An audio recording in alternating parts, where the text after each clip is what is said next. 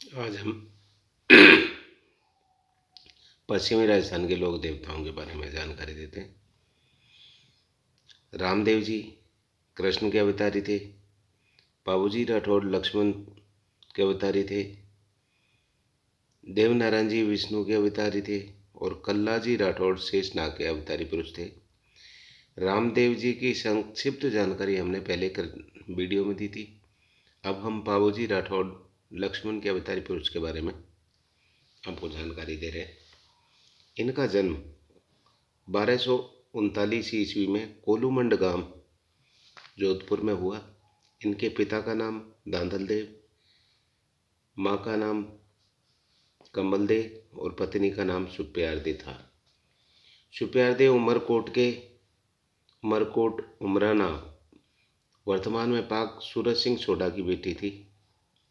बाबूजी राठौड़ को राव सिंह के वंशज माना जाता है, जिन्होंने मारवाड़ राज्य की स्थापना की। कहा जाता है कि कोलूमंड जोधपुर में एक देवलचारनी रहती थी। देवलचारनी के पास एक केसर कालमी घोड़ी थी। बहुत सुंदर और चमत्कारी घोड़ी थी।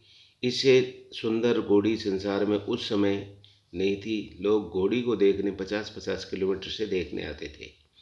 बाबूजी राठौड़ के एक बहन थी जिसका विवाह जायल नागौर के जागीरदार जींदराज कीची के साथ हुआ। ये जायल है नागौर में जो जींदराज कीची, इसके साथ हुआ। कहते हैं एक बार जींदराज कीची अपने घोड़े पर सवार होकर अपने ससुराल आते हैं। इनकी नज़र देवलचारनी की घोड़ी पर पड़ जाती है, जिसका नाम केसर कालमी था। उस घोड़ी का नाम जींदराज खींची ने देखा, इस प्रकार की सुंदर घोड़ी तो मेरे पास होनी चाहिए। इसलिए जींदराज खींची देवलचारनी से केसर कालमी घोड़ी देने की हट करते हैं। कहते हैं कि देवलचारनी तुम ये घोड़ी मुझे दे दो।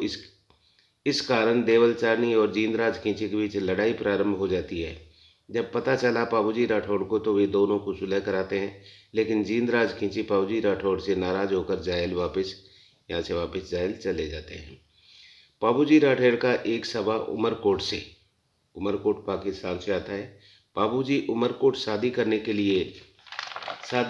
लिए चले जाते हैं, लेकिन बिना बहनों के लिए कैसे जाएं, इसलिए उन्होंने एक संदेशवाहक जींदराज खींची के पास जायल भेजा। जींदराज खींची ने उस संदेशवाहक की हत्या कर दी। इसका समाचार जब बाबूजी के पास आया तो वे देवलचारनी से उसकी सुंदर घोड़ी केसर कालमी घोड़ी को लेकर शादी रचाने उमरकोट पाकिस्तान चले जाते हैं। यह बात जब जींदराज खींची को पता चली कि देवलचारनी ने अपनी घोड़ी केसर कालमी मुझे तो नहीं दी और मेरे साले बाबूजी राठौड़ को दे दी, इससे नाराज होकर जींदराज खींची कोलमंड जोधपुर में आता है और देवलचारनी से सारी गाय ऊँट बाकी सारे जानवर ले गया। अर्थात वो जायल से कोलमंड आता है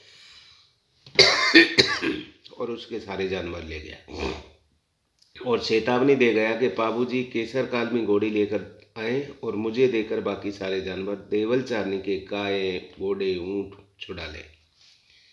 यह सुनकर देवलचारनी उमरकोट यहाँ से कोलमंड से सीधे उमरकोट पहुँचती है और बाबूजी को ये सारी बातें बताती है।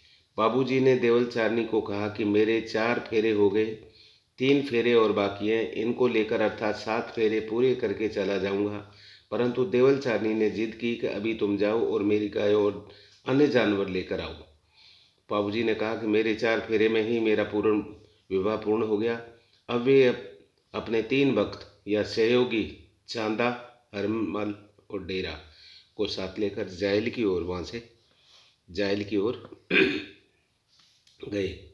जींदराज खींची और बाबूजी में यहाँ देचू गांव में घमासान युद्ध हुआ।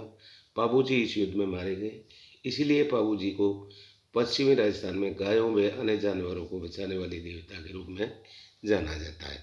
ये बाबूजी राठौड़ लक्ष्मण के अवतारी पुरुष के बारे में हमें जो संक्षिप्त जानकारी आप तक पहुँचाई।